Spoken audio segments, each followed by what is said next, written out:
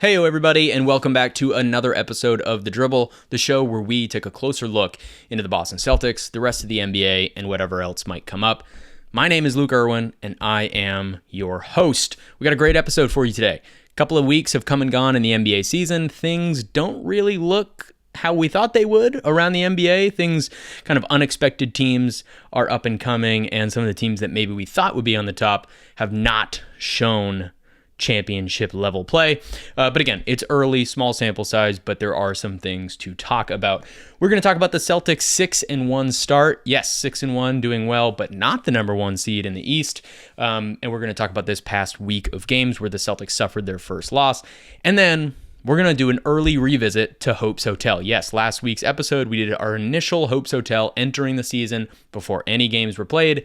And today, we are going to talk about where that has shifted, who has gotten into some suites, some standard rooms, and who has just fallen out of the hotel maybe completely. Yeah, we're going to talk about it.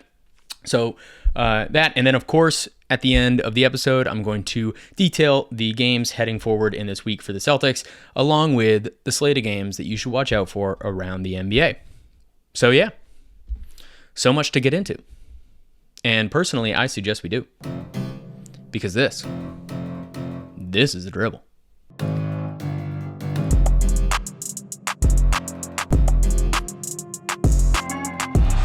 number 18 has been secured.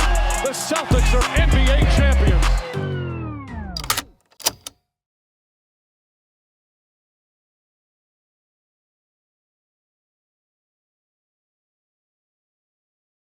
Okay, like I said, the Boston Celtics are 6-1 on the season.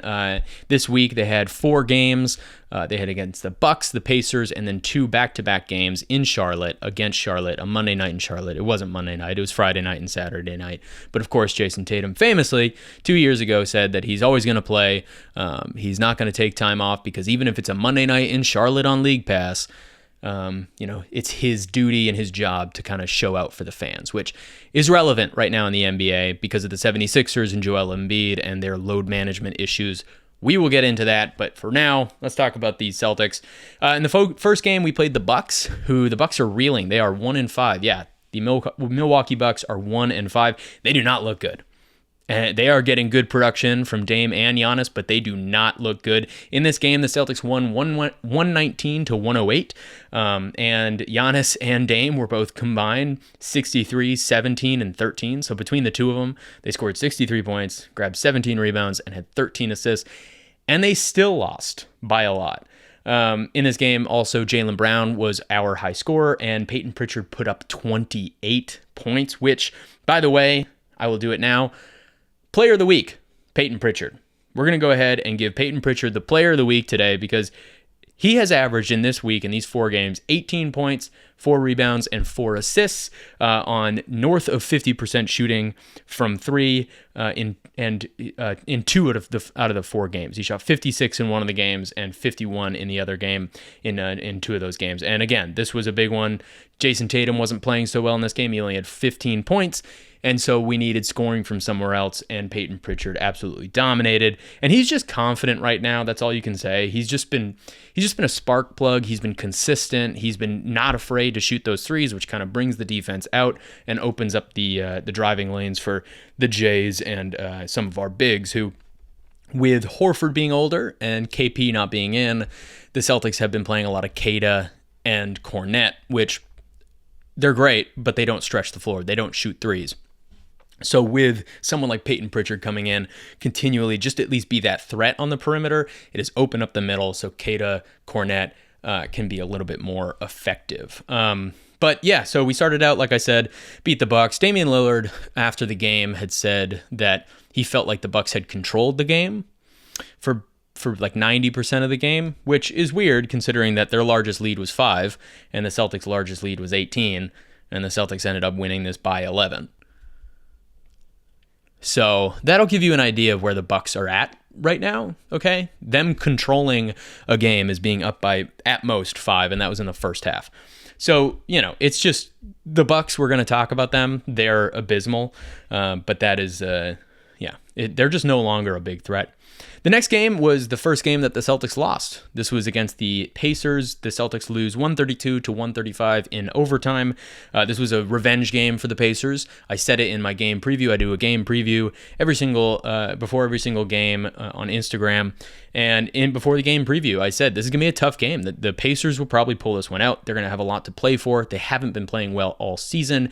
What better game for the Pacers to have a big comeback and have a resurgence offensively than against the team that booted them and sent them home during the playoffs. So they came out swinging. Halliburton playing a little bit better. He's still not shooting and playmaking the way that he was before. But this was, although a loss, it's an L in the win-loss column.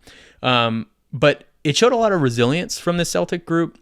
The Celtics were down by 24 with 4 minutes and 47 seconds left in the third quarter in this game, and they were still down 19 points with 7 minutes and 27 seconds left in the fourth. So half of the fourth to go, and they were down by 19. And of course, they came back.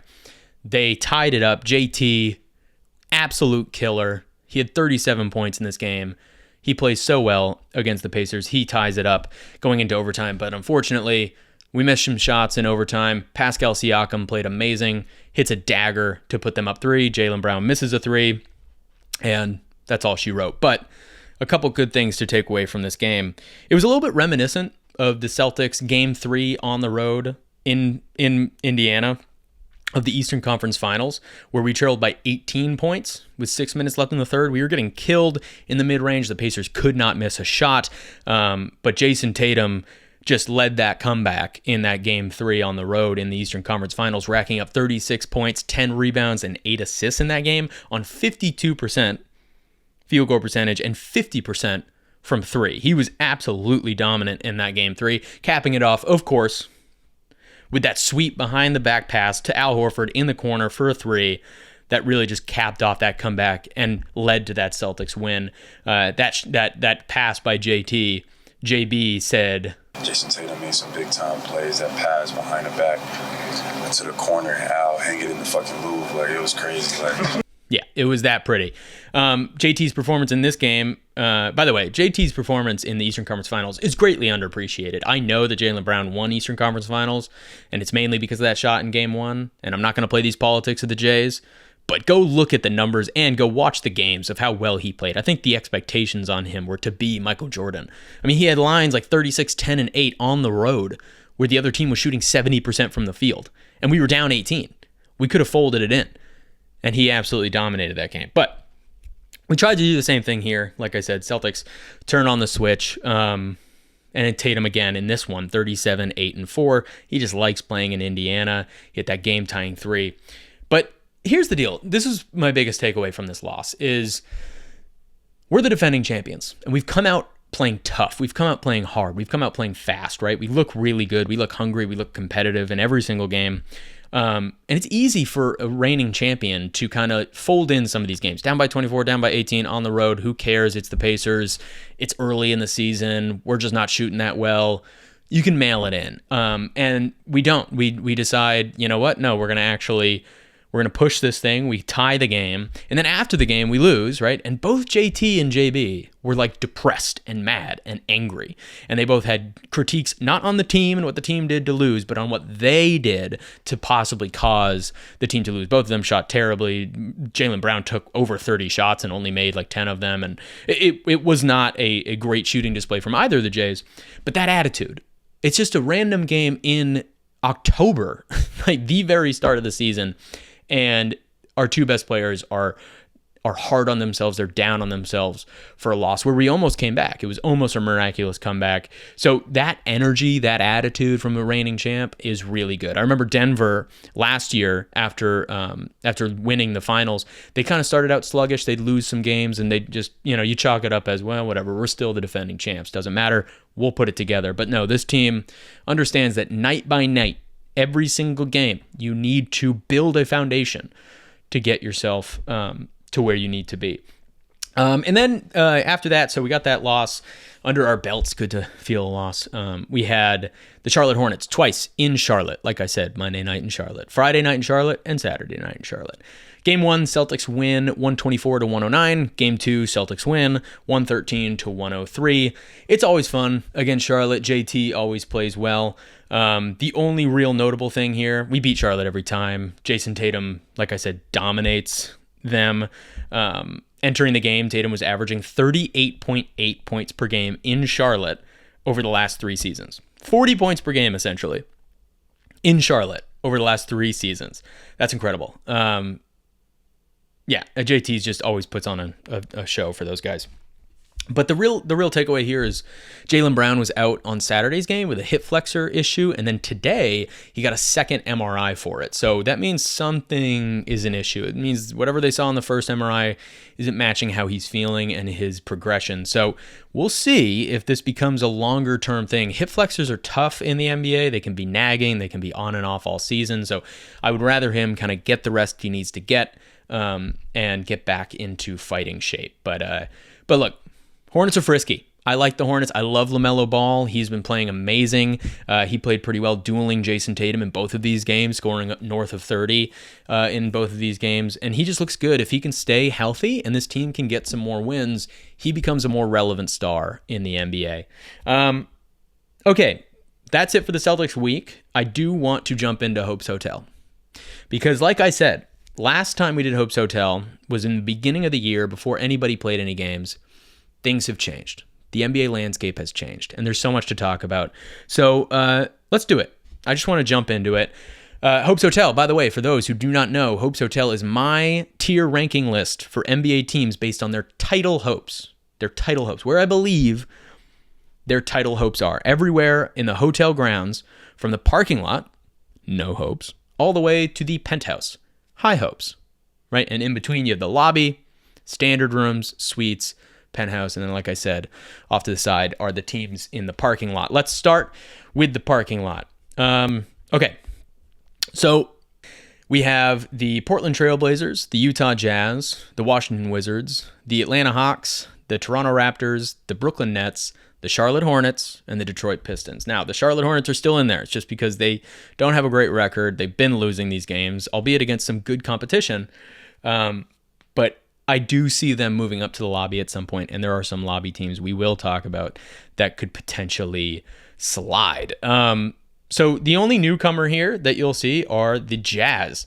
So I had a little bit of hope for the Jazz. I drafted Lauri Markkanen in my fantasy league, but he has been awful, and he's been injured in and out. But even when he's been healthy, I mean, he's averaging 18 points a game, and that's their highest scorer. When your highest scorer can't even break 20, that's not a good sign. They're just a team without a win, too. They're the only undefeated team. They look like the worst team in the league. They've had games where they should have probably grabbed a win. Even the Pistons got a win, and they have Cade Cunningham. The Pistons look, at least somewhat competitive in some of the games. They almost beat the Celtics, but the Celtics had a major comeback fueled by JT in that game a couple weeks ago. But they're the only team that seems like they have no fight. And I had high expectations for Lauri Markkanen after getting that extension.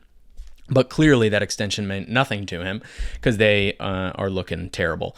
Nothing else to say, really, about any of these other teams.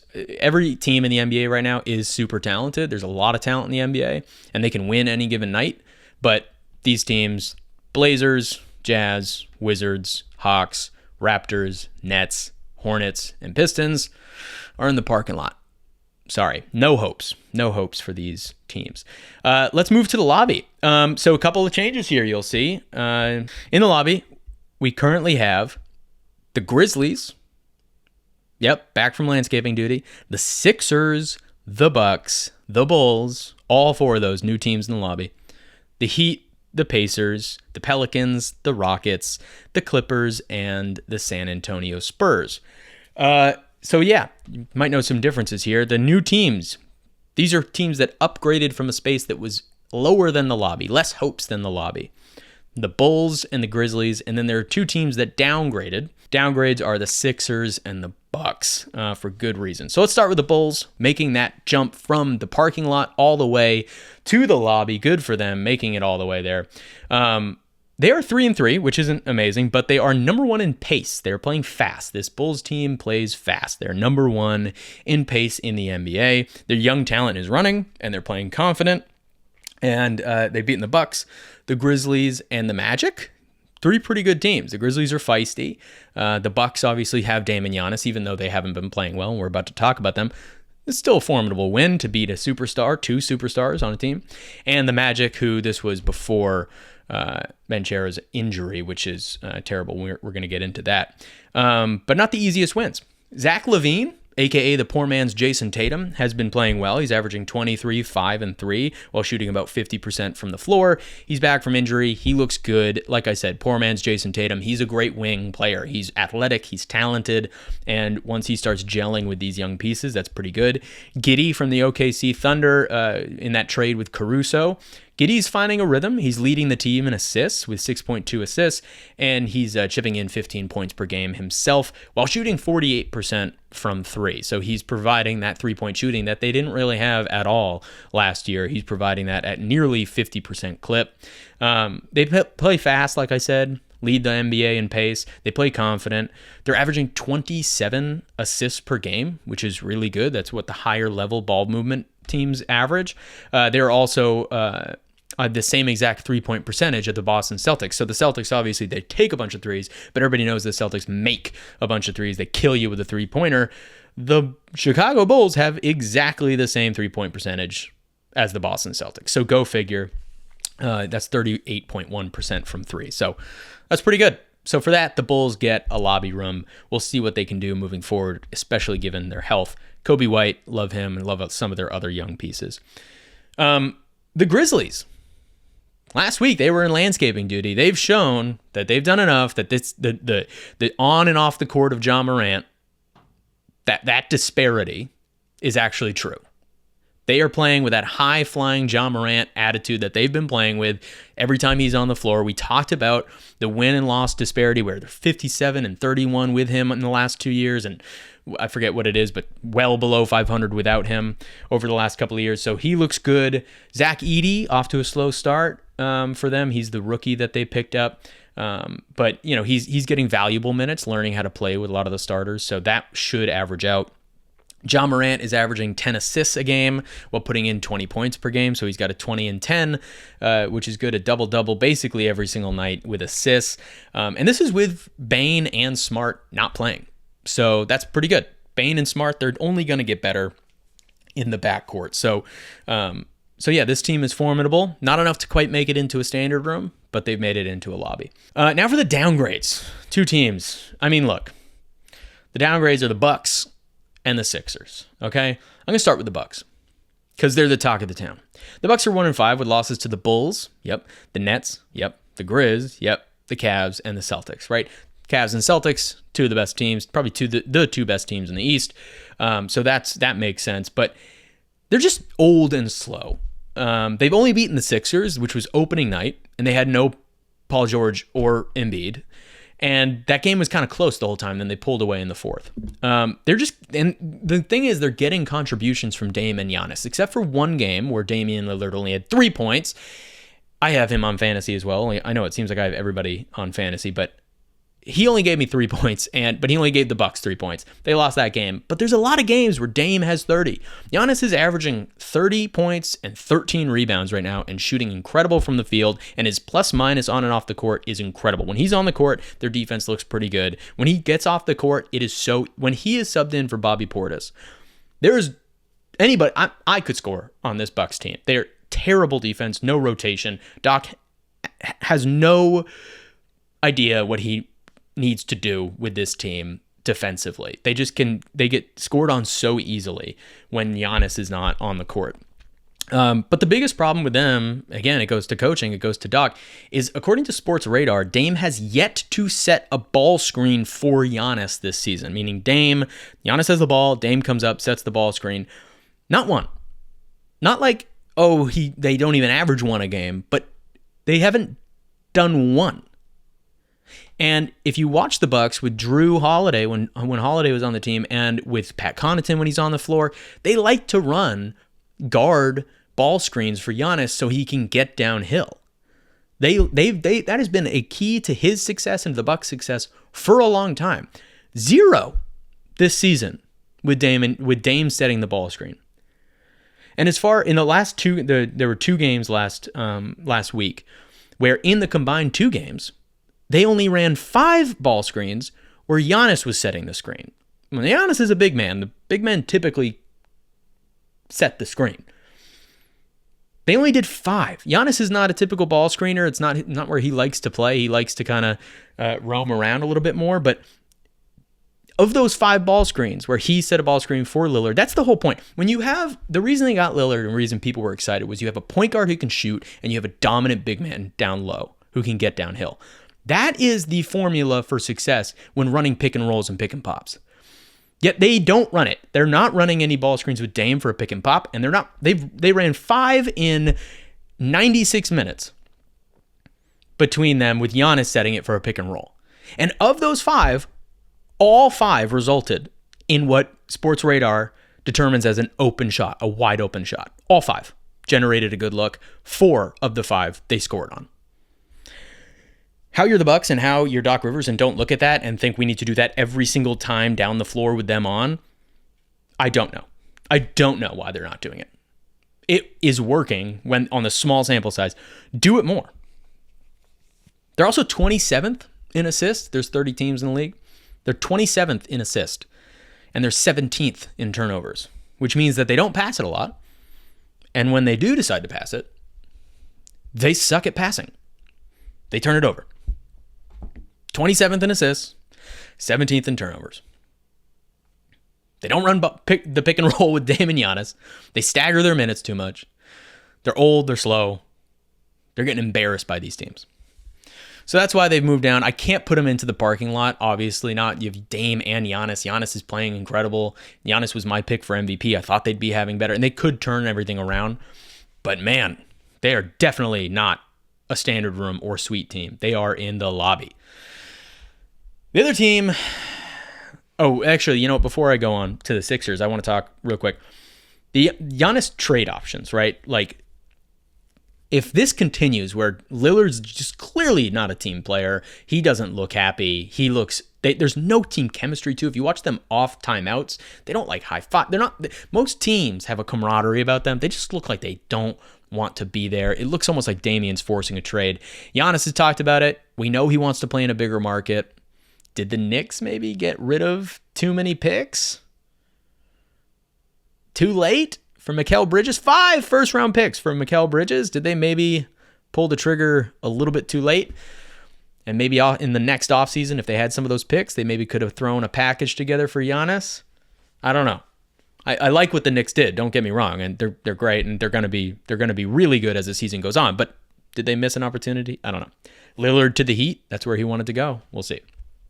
Their next opponents, by the way, are Cleveland again, Utah, which should be a win, but then again, who knows? And then the Knicks, and then the Celtics. That could potentially be 3 more losses and 1 more win, putting them at 2-8 start, which in a competitive or more competitive Eastern Conference is not good. Anyway, move on to the other new team in the lobby is the Sixers. Look, I get it. The investigation, by the way, there's 2 investigations. Well, actually, there are 2 wars right now. 2 wars? We're in the midst of 2 wars all at once. On Joel Embiid and the Sixers. We'll get into that in a second. But the investigation into why Joel wasn't playing, they were deemed to have given a false report on the injury. They paid a $100,000 fine. All that's fine and good. I'm not blaming Joel for being hurt, but I am blaming him still for saying he's not playing back-to-backs. And I am blaming him in practice with this knee injury, supposed knee injury. He's playing 5-on-5 full strength and full speed, 5-on-5, and then not playing the next day. And then the next practice, 5-on-5 full speed, he's just playing normally and then not playing again. And Paul George also played full strength, full speed, 5-on-5. Yet they're just not playing. And he already said predetermined, I'm never going to play back-to-backs ever again in my career.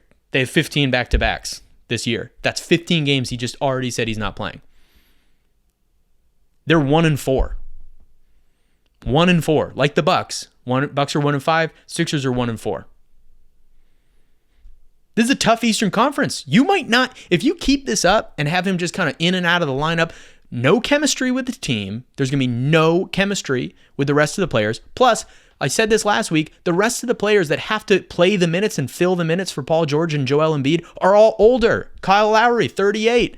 Some of these other players, 34, 35, 36. An older group of guys that are going to have to take on a ton of minutes. So even if you get a healthy Joel Embiid at the end, and this is their whole thing that you wanted to have works out, the bench players and the role players are going to be tired. They're going to be run down.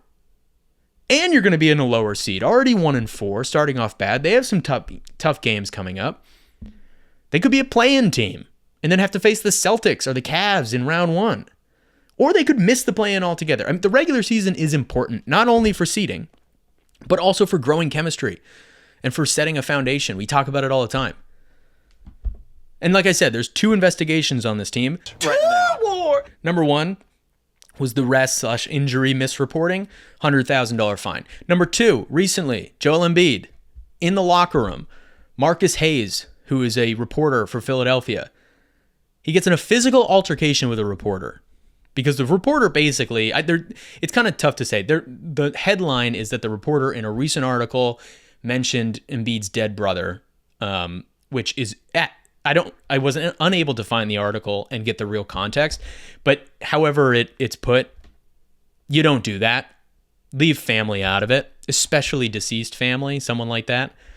So I completely understand the reaction. But, really what it sounds like the interaction in the locker room that led to the physical altercation was that in the article, he basically was calling out Embiid's professionalism and want to play, which is why then Joel Embiid said, I've given so much for this effing city to be treated like this, even though what has he given to this city? I understand he plays hurt, but he's never gotten out of the second round. He got an MVP. That's not for the city. That's for you. He's in and out of games, never plays in marquee games.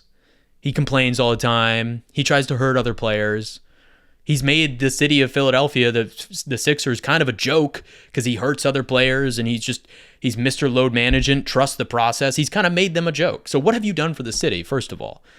And he said, I don't care what other people think. And this reporter allegedly said, well, it looks like you do. And he kind of flipped out and they got in a physical altercation. He pushed him. And the league is looking into that as well. He could be suspended. So more suspensions on top of the injuries, on top of not playing back-to-backs. This Sixers team, they're just in limbo. I want to put them in the parking lot, but with Joel Embiid and Tyrese Maxey is so good, you can't. So they are in the lobby. So those are the teams. Those are new teams. So we have the Grizzlies, the Sixers, the Bucks, the Bulls, the Heat, the Pacers, the Pelicans, the Rockets, the Clippers, and the Spurs. Nothing much to really say about the other guys. Pacers, they're kind of middling. The Heat, they're the Heat. They live in the lobby. I don't care if they rifle off 20 straight wins. Pelicans, Zion hasn't been who we thought he would be. Rockets are good. They're certainly formidable, but they haven't taken that next step. The Clippers are just the Harden show, which Zubac is playing really well, but they're not really going to go anywhere. They're losing a lot of games. And then the Spurs, Wemby has been lackluster to start the season. I think he will pick it up, but they have not been formidable, really. So let's go ahead and look at the standard rooms. Let's check them out. Boom. Yes, some more newcomers. Okay, so we have the Nuggets, the Magic, the Timberwolves, the Warriors, and the Kings. Essentially, 5 standard rooms. Only one is the same from earlier, and that's the Magic. And like I referenced earlier, they've Pablo Branchera has the bicep or I forget what it is, quadriceps. No, oblique. He has an oblique strain, which will keep him out for a long time, for probably 4 to 5 weeks, it looks like. So that's going to put a hamper on their season, but they have so many good pieces. I love what their team is doing. They play with energy. The opposite of the Bucks. They play together. They have this camaraderie. He will be back, and they will play really well. They will play really well, and I am going to keep them in a standard room unless they really fall off from this injury. But I just love the way that they play. I love the physicality. I love the emotion. I love when they play at home. They're a really fun team. So we have newcomers, like I said. We have the Warriors and Kings. Those are both upgrades. They were both teams that were in the lobby last time. And then some downgrades. We have the Nuggets and the Wolves falling out of a suite and into this standard room. So let's go over the upgrades first. Like I said, the Warriors are 5-1. And that's with Steph Curry being hurt. Buddy Hield has found a home with this Warriors team, averaging 22 points per game and coming in clutch. He had 25 or 24 points in the second half alone in a big win last week. They have six players, including Steph Curry, who's injured, averaging over 10 points per game. Six players in double figures. They've had 9 different players start a game in the last 6 games. 9 different starters in 6 games. That's a lot. And 13 players are averaging over 10 minutes. Not 13 players are getting some playing time. 13 players are averaging 10 minutes per game. They have I just can't stress that enough. The Golden State Warriors have 13 players that are averaging over 10 minutes per game. Not 13 players that have played 10 minutes in a game. 13 players that are averaging 10 minutes in a game. That's incredible. For a team coached by a man, I'm going to bring it up every single year, every single game, every single week. For a team that are coached by a man who said that he couldn't find minutes for Jason Tatum in a 10-man rotation in the Olympics. He's certainly finding minutes for a bunch of nobodies. But hey, you can't fault him. We win the gold medal, and he's winning a lot of games with these guys. They're just doing it by committee. This team is really doing it. Those numbers are crazy. They're really getting contributions from everybody. It's impressive to watch. They're second in defense, allowing only 103 points per game for opponents, while also pulling down the 4th most rebounds per game in the NBA with 48 a game. So again, they're doing the good things, right? They're playing tough defense. They're playing by committee. They're having everybody involved, everybody into this. They don't have Steph Curry. They're pulling down rebounds, meaning they're getting extra possessions. Not to mention, they're second in the league in assists with 30.7 a game. Wow. Second in the league, 30 assists per game. 4th in rebounding. Second best defense. And finally, they bolster the best point differential in the entire NBA with plus 18. For reference, the Celtics have a point differential of plus 13. And the Celtics are considered the best team in the league. The Warriors have a point differential of plus 18. They have come out the gate playing, and like I said, Steph Curry has been hurt.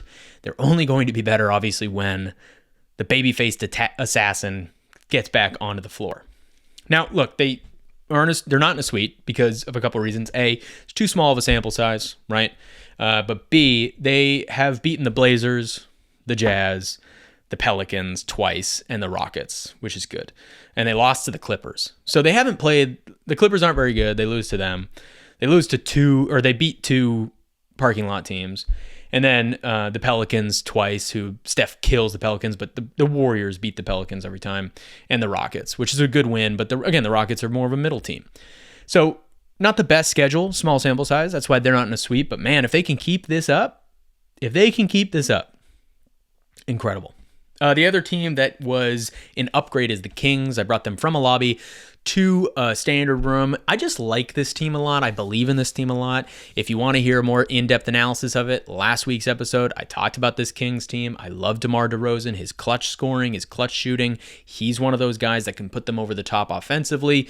Their defense hasn't been as bad as we maybe thought it would be, but Sabonis is a triple-double machine. DeMar DeRozan, De'Aaron Fox, they just have a lot of speed. They have a lot of players that I just trust. And I think that by the end of the season, I think that they're putting some good stuff together, but I just love that addition. Okay, so let's talk about the downgrade. 2 surprising teams, maybe. The Nuggets and the Timberwolves are new in this standard room. So why did I downgrade the Nuggets and the Timberwolves? So the Nuggets, if you've been following the NBA, they're 3-3. They're 28th. Again, 30 teams. They're 28th in effective field goal percentage. They lose KCP, and the year before that, they lose Jeff Green and Bruce Brown. All great three-point shooters. KCP goes to the Magic. Great pickup for the Magic. As a result, last year, they ranked last in three-point attempts in the entire NBA, meaning they just didn't shoot any three-pointers. And this year, they're holding service, right? They are last right now. They're kind of in line to do it again. And who do they add after getting rid of KCP, Jeff Green, and Bruce Brown, those three-point shooters? They had Russell Westbrook. Okay, Russell Westbrook currently in this season is he's shooting 21% from three. 21% from three while taking about 4 threes per game. That means he makes a little bit less than 1 3 a game while shooting 4. But his field goal percentage is better. Oh, wait. I mean, it is better, but only 23% from the field. Usually if you have look, if we look at Anthony Davis, right? He's shooting 25% from 3, not great, but he's shooting 60% from the floor. So, Russell Westbrook is shooting 21% from 3 and shooting 23% from the floor. What are you doing? And his plus minus is ridiculous. There was a stat I saw, I don't know what it is now, but midway through the week, in the season, he had played 58 minutes and his plus minus was minus 30. And they were like a plus 13 with him off the floor. So he just is, I don't know. They traded away so much shooting, and then they took on a man who cannot shoot and will shoot a lot. But they just I don't know. But they keep a suite, or they keep a standard room because of Jokic. So I'm not putting them in the lobby yet because Jokic is the greatest basketball player on the earth right now. I have him in fantasy. Again, yeah, I know it sounds like I have everybody in fantasy, but his numbers this season, 29.8 points per game, 12.3 rebounds per game, and 9.8 assists per game on 60% from 3 and 56% from the floor. He's shooting better from 3 than he is from the entire floor. That's insane. That is essentially going 30, 12, and 10, averaging a 30-point triple-double on 67% true shooting percentage. If you have any doubt about him being the best player and you don't see it, I don't know how you, I don't know. Stop watching basketball if that's the case, because that's how good he is. And he's keeping this team afloat. So we'll see if they can get things together. They need more shooting. They paid Michael Porter Jr. way too much. So we'll see what happens. The other team is the Timberwolves. Look, the Timberwolves are going to be fluctuating. I just had to move somebody away from a suite, and it had to be the Timberwolves, right? They're only 3-3. They're 500. Small sample size, but they just haven't gelled fully with this new team. Julius Randle looks great. He's putting up points, but they just look a little bit off on offense. And defensively, they look pretty good, but again, they're just not on the same exact page. I think they'll get a suite as we go on, but right now they're just not impressing to that level. Anthony Edwards is playing well. I think he's shooting too many threes. He's shooting them at an effective clip. Don't get me wrong. He's shooting above 40%, I think 42%, 43% from 3, but he's taking 12 three-pointers a game, which that's too many for a guard that's that good at driving. I mean, his rim percentage last year was so high, and his effective field goal percentage at the rim last year was so good. That's what made him a superstar. And yeah, he's shooting the 3 well right now, but he's settling a lot. And we'll see him he had 24 points in the first quarter, which is incredible, the other night. But then he only had 5 more points the rest of the game. He was just hucking up 3-pointers, and they ended up losing that game. So it's one of those things. We've seen Jason Tatum fall in love with the 3, and it's been bad for the team and for him. So I just don't want to see him fall in love with the 3. He's too athletic. He drives the ball too well. But for now, they're just not suite worthy. I put him down in the standard room. So those standard room teams, again, are the Nuggets, newcomer, Magic, same as last time, and then 3 newcomers, the Timberwolves, the Warriors, and the Kings. Let's go ahead and move us to the suites. The suites, again, a lot more movement here as well. So, the suites, the Cavs, the Mavericks, the Lakers, the Suns, and the Knicks. Upgrades in this are the Cavs, the Lakers, and Suns. Those are the 3 new teams in the suites. No downgrades. Of course, the only downgrade that could have happened would be the Celtics. Celtics are still not downgraded. So, let's go over these new upgrades. Like I said, Cavs, Lakers, and Suns. If you do not know, the Cleveland Cavaliers are 7-0 on the season. They're number 1 seed in the East. Donovan Mitchell is playing clutch superstar ball. He had a clutch shot on Saturday to just rip the hearts out of the Bucks fans and the Bucks organization, where the Bucks really needed a win. Damian Lillard hits a dagger. They think that they've won the game. The arena's celebrating. Down comes Mitchell and hits a killer. He's averaging 24, 3 and 4, so not the most glamorous stat line. But they have 4 different players averaging over 15 points per game. We talked about the Warriors having 6 players averaging over 10. The Cavs have 4 players averaging over 15 points per game, and they're getting great bench production. They just have shooters on the bench. It's kind of like the Celtics. They have a really good core, and then they have these guys that can come in and can knock down, like Dean Wade and Niang. They have these guys who can come in and kill you from 3. They're also top 5 in both offensive and defensive rating, which that's what the Celtics were last year, led to a championship.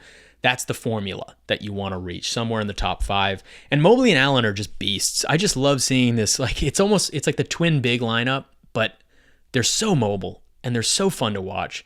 And they're just so good at so many different things. And defensively, they're incredible. They basically have the same stat line, averaging 17 and 10. And they play really well. We talked about the pick and roll and the lack of ball screens with Giannis and Dame. They do a ton of ball screens with Donovan Mitchell. They're just fun to watch. They play good. I think they're the number 1 threat to the Celtics. They lead the league in true shooting percentage with 63%. Again, like I said, they have great shooters around their stars. And they shoot about 40.5 or something percent from the 3. So they shoot the 3 ball well. But look out for it. The Cavs come to Boston November 19th on TNT. 7 o'clock. Mark your calendars. November 19th in Boston on TNT. Cavs, Celtics, battle of the 2 top teams in the East. It's going to be a good one. Rematch from the semifinals and the playoffs last year. It's going to be great. Cavs going to be looking to avenge that loss to us in the final or in the semifinals. And so that's going to be a fun, fueled one. Okay, the other new team in the suites. Let's move on to the Lakers. Here's the deal. The reason the Lakers are in the suite is obviously because LeBron, he's tripping in 22 points, 7 rebounds, 7 assists with your occasional legendary game, right? The other day he had a 32, 14, and 10 triple-double in a major win. He scored like 16 points in the 2 minutes to start the 4th quarter. He can still do that thing that LeBron James does, right? Where he just has this legendary, incredible performance. So it's like a ticking time bomb. At any given moment, he can explode, but he's giving you the average of 22, 7, and 7 at the same time. But the real reason is Anthony Davis. Anthony Davis is finally the main guy with the Lakers. And I think that other coaches in the past have been afraid to make LeBron the number 2, even if LeBron has expressed that he'd be fine with it.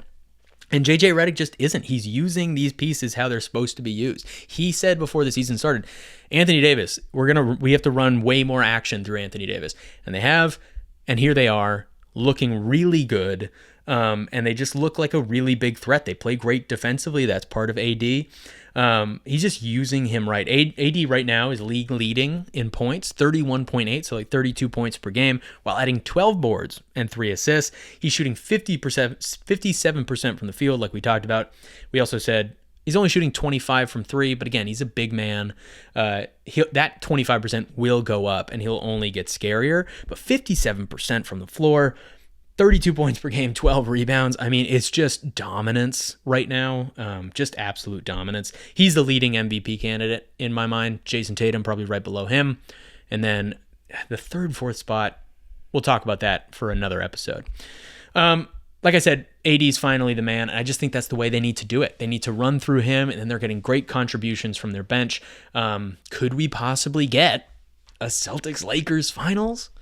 Could we get it with LeBron James? The storied history of LeBron James versus the Celtics, which is already its own with the Cavs, and we sent him packing to Miami, and then he's with Miami, and then he sends the Celtics big 3 packing, and then he steals Ray Allen, and then Ray Allen wins him a championship. There's a lot of storied history with the Celtics and LeBron. Obviously, the Celtics and the Lakers have a lot of storied history. You combine the two, LeBron on the Lakers against Boston, this new young core, JT coming up against LeBron and AD, Lakers, Celtics. It's going to be good. I think that would be awesome. But OKC has something to say about it right now. And then lastly, the last new sweet team is the Suns. Yeah, the Suns look good. They're 5-1. They look engaged. It's not just the your turn, my turn. Like, okay, Booker, he's got to go and let him go. Okay, now he's cold. Okay, now KD, you go. Okay, KD's doing great. Oh, now KD's cold. Hey, Beal, do you mind? That's not the case. They look a little bit more in sync, and that is thanks to Mike Budenholzer. Mike Budenholzer is a great coach. The Milwaukee Bucks lost to Michael Jordan inside of Jimmy Butler's body in round one time. One time. And they blew it up. They were like, oh my God, we got to get rid of Drew Holiday, our second best player, and then we got to get rid of Mike Budenholzer, one of the best coaches in the league. We just got to get rid of everybody. Why'd you do that? Why did you do that? Why? Now you have Doc Rivers as your coach. Sorry, I'm on the Bucks because what are they doing? What are they doing with their franchise? You had Mike Budenholzer has taken this Suns team and he has managed the stars and he has gotten them playing well. They are 7th in assists with 27.5 a game. They are playing really well. They've had some big wins against the surging Lakers and some other teams. They're playing well. And Mike Budenholzer is one of the biggest reasons for that. Obviously, KD is KD and Booker's Booker, but this was essentially the same team as last year. And Budenholzer has them playing well. I just can't understand why the Bucks would react and freak out. It's hard to win a championship. You had just won a championship.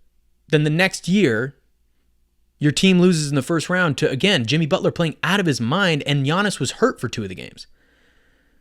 And Mike Budenholzer lost his brother in an accident, and you fired him.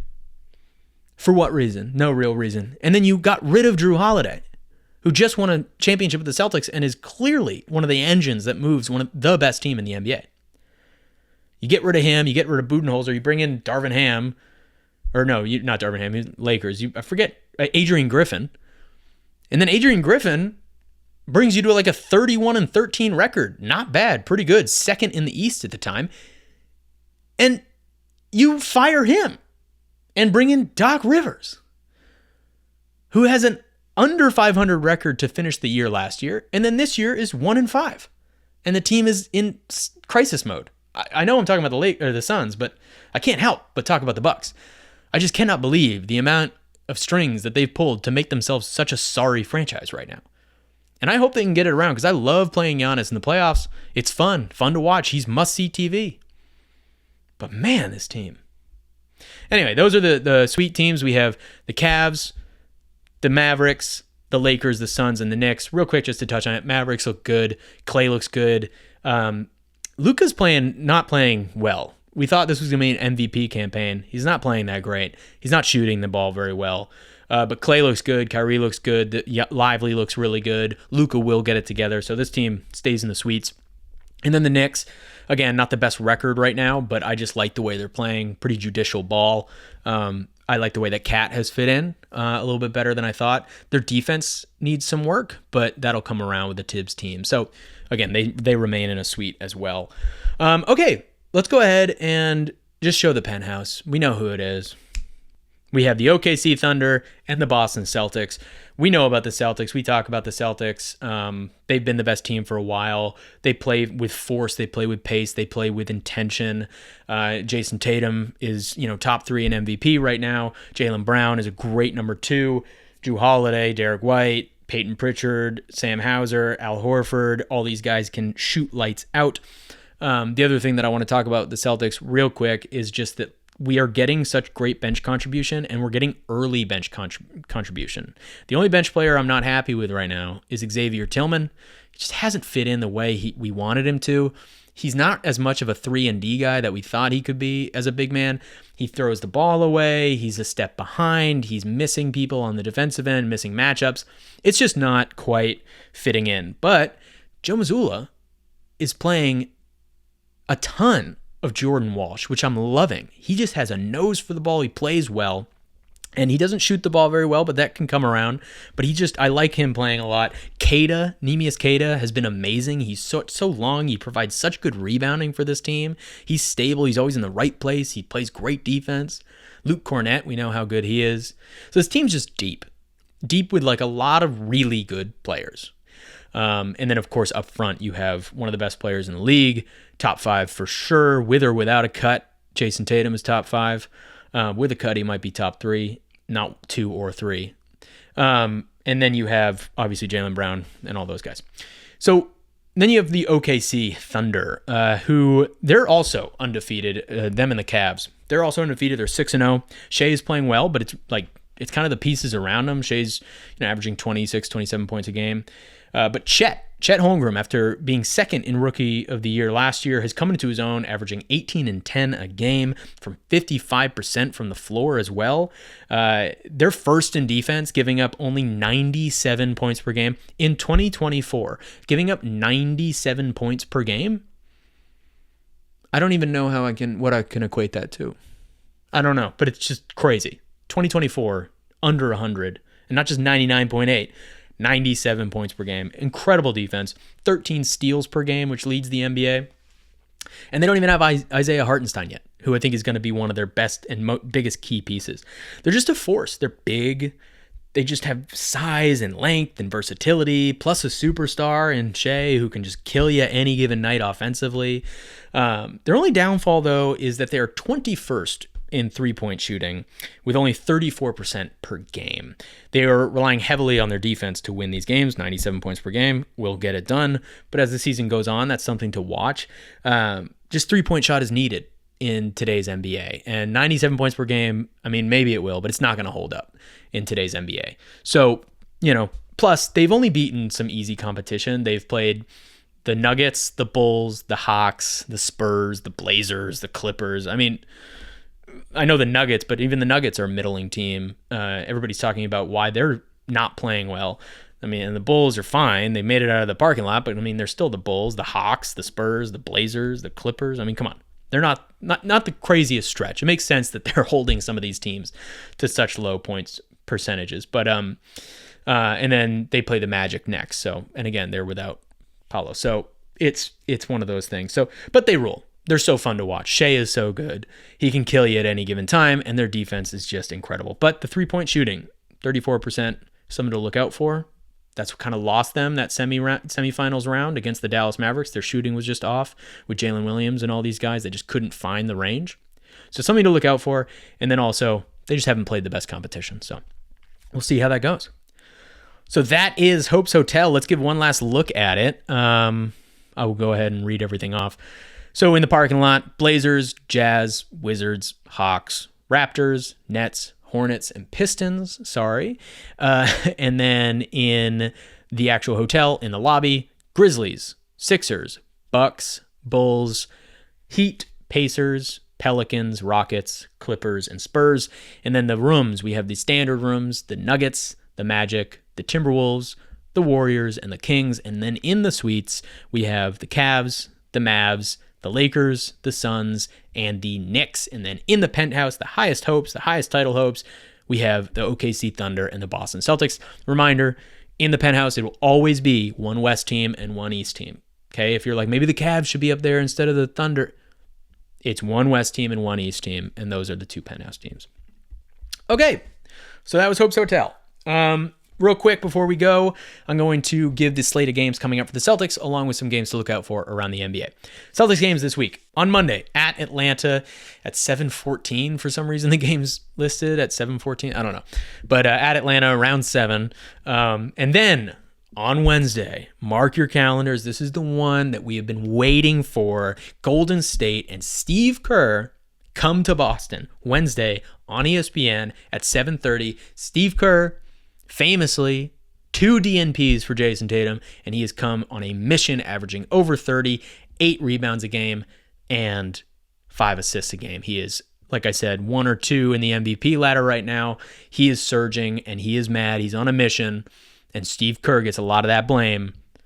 I still don't understand how you don't find time for a guy like that, but you find time for some of these other guys. We see what Bam is doing. He's putting up like 10 points a game, and he's terrible, and the Heat look bad, and he looks uninspired, and he doesn't look good, but Bam started most games and played way more minutes than Tatum. They're almost the same size. It's not a position issue. They kind of play the same stretch forward thing.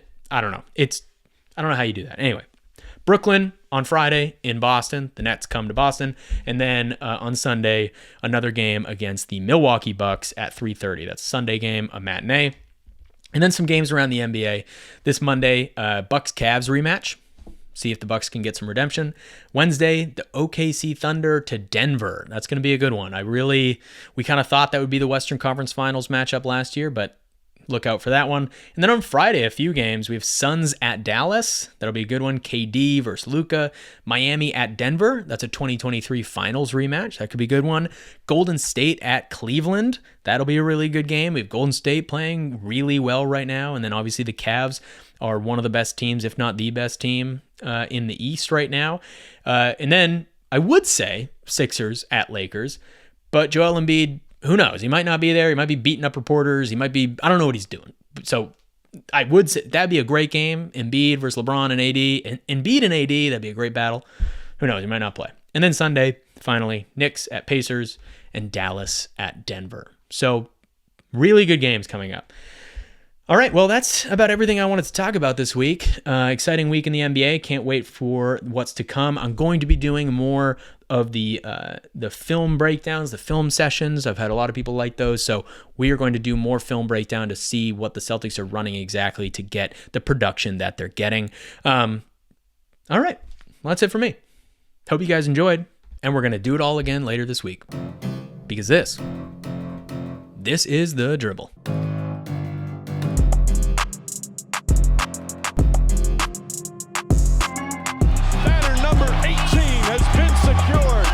Celtics are NBA